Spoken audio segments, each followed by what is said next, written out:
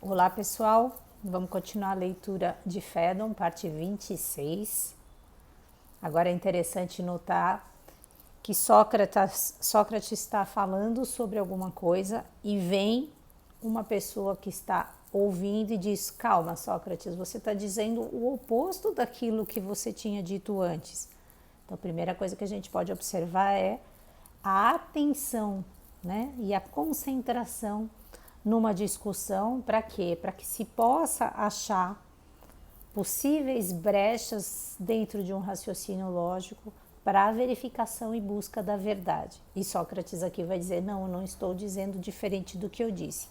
E aí ele vai esmiuçar ainda mais sobre o que ele está falando e vai explicar um pouco mais algo que ele já disse anteriormente. Tudo isso aqui para analisar a possibilidade de contrários existirem ou não existirem simultaneamente, da vida e da morte novamente. Então vamos lá, continuando. Nesse momento, um dos presentes, não me recordo exatamente de quem foi, declarou: em nome dos deuses, não admitiste antes precisamente o contrário do que acabas de defender? Que o maior nasce do mais pequeno e o mais pequeno do maior, e que exatamente assim é que nascem os contrários, saindo dos contrários? Ora, parece-me que nessa altura defendes que isto nunca poderia acontecer. Depois de ouvir, Sócrates voltou a cabeça e disse: fazes muito bem em recordar-nos isto. Todavia, não captas a diferença que existe entre o que agora dizemos e o que dissemos antes. Antes dissemos que uma coisa contrária nasce daquela que lhe é contrária. Agora dizemos que o contrário nunca poderá ser contrário para si mesmo, nem o contrário que está em nós, nem o que se encontra na natureza. É que antes, meu amigo, falávamos das coisas que têm contrários, coisas que designamos pelo nome desses contrários, ao passo que presentemente se trata dos próprios contrários, de cuja imanência as coisas recebem o seu nome. São estes contrários em si que, segundo dizemos, nunca poderiam nascer uns dos outros. Duas espécies aqui então de contrários: aquele que admite um contrário e aquele que não possui o contrário. Vamos continuar. Dizendo isto, olhou para Cebes e disse-lhe: não te sentiste também tu, Cebes, abalado com a objeção do nosso amigo? Não, disse Cebes, e isto não me aconteceu. Não quero, todavia, dizer que não me sinta muitas vezes perturbado. Então, prosseguiu Sócrates, estamos totalmente de acordo neste ponto. Nunca um contrário será contrário de si mesmo? Absolutamente, disse ele. Examina mais o seguinte, prosseguiu Sócrates, e vê se serás da minha opinião. Há alguma coisa a que chames calor e alguma coisa a que chames frio? Aqui vai ficar bem clara essa analogia que ele está fazendo, que ele vai falar de calor, vai falar de fogo, vai falar de frio, vai falar de neve. Então, só seguir essa linha de raciocínio para entender bem o que ele quer dizer. São as mesmas coisas que a neve e o fogo? Não, por Zeus. Então o calor é coisa diversa do fogo e o frio coisa diversa da neve? Sim.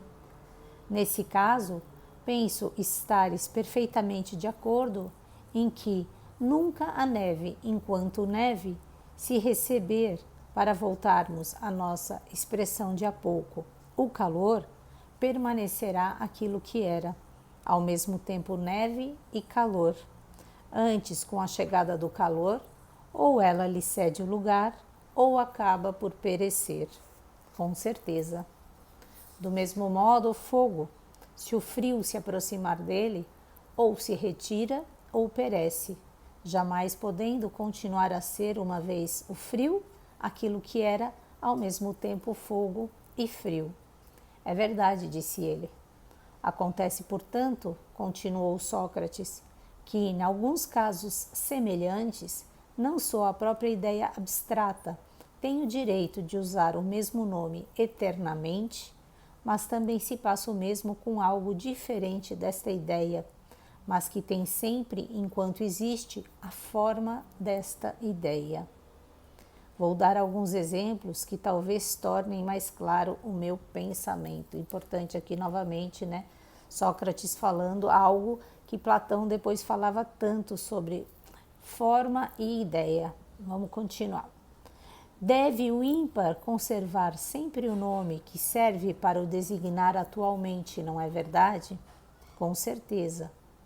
Ora, o que pergunto é isto: será a única coisa que possui este nome? Ou haverá mais alguma coisa que, não sendo o que é o ímpar, deve, no entanto, ter também sempre o nome de ímpar, além do seu próprio nome, por sua natureza ser de tal modo que nunca se encontre separada do ímpar? Ou seja, ele está perguntando aqui, né? O ímpar, ele sempre será ímpar. Será que existe alguma outra coisa que, enquanto forma e ideia, vai continuar sempre a mesma? Aí ele continua. É o que se passa com o número 3 e com muitas outras coisas. Detenhamo-nos no número 3. Não acha que ele deva ser sempre designado tanto pelo nome que lhe é próprio, como pelo nome ímpar? Embora o ímpar não seja a mesma coisa que o número 3, está claro isso, né? O número 3, ele é o número 3, mas ao mesmo tempo ele é ímpar. Todavia, o número 3, o número 5 e toda uma metade da enumeração são constituídos de tal forma que cada um desses elementos, não sendo o que é o ímpar, é sempre ímpar. O mesmo se passa com o 2, o 4 e toda a outra série de números. Cada um deles, sem ser o que é o par, não deixa de ser menos par. Concordas ou não com isto? Tá claro, né? O número 2, ele é o número 2 e ao mesmo tempo ele é par. Então não é porque ele é par que ele não é 2. São ideias que estão absolutamente conjuntas, né? Como não havia de concordar, disse ele. Presta agora atenção ao que quero demonstrar. É evidente que não só esses contrários abstratos se excluem uns aos outros, mas também que todas as coisas que, sem serem contrárias umas às outras, contêm sempre contrários, não parecem receber a ideia contrária a que se encontra nelas, de modo que, com a aproximação dessa ideia, ou elas perecem ou cedem o lugar. Não será de afirmar que o número 3 perecerá e sofrerá tudo o que possa haver no mundo antes de resignar-se em tornar-se par, permanecendo 3? Certamente, disse Cebes. No entanto, prosseguiu Sócrates, 2 não é contrário de 3. De fato, não é. Não são, portanto, apenas as formas contrárias que não suportam a aproximação umas das outras. Há ainda mais coisas que não suportam a aproximação dos seus contrários. Falas com perfeita verdade, disse ele. Novamente aqui eu vou reforçar, ele está fazendo toda essa analogia dos contrários para ver se suporta que a alma e o corpo físico sejam da mesma natureza, ou seja, que pereçam simultaneamente ou não. Então ele está nos mostrando aqui, falando sobre formas contrárias, utilizando aqui para que a gente entenda, por exemplo, essa questão do par e do ímpar, do 2 e do 3 e de outros números, e dizendo aqui que existem formas contrárias que não suportam a aproximação uma das outras. Quer dizer, o 2 ele não é contrário ao 3, mas ele fará de tudo para resistir e continuar sendo o 2, apesar de não serem de naturezas contrárias. E aí ele diz, então, há ainda mais coisas que não suportam a aproximação dos seus contrários. E aí continuamos amanhã. Bye, bye.